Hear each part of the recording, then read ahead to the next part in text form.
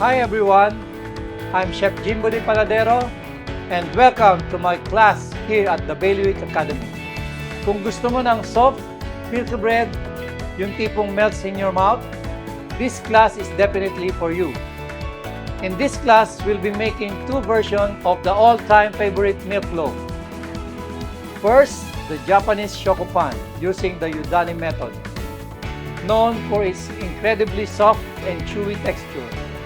And second, yung classic milk loaf using the Tangzhong method, a popular technique that gives your bread extra fluff and moisture. Parehong simple pero sobrang ganda ng resulta.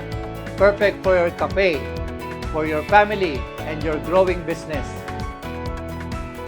Ituturo ko step by step how to prepare your dough properly, how to achieve that perfect rise, and how to bake it to golden perfection every single time.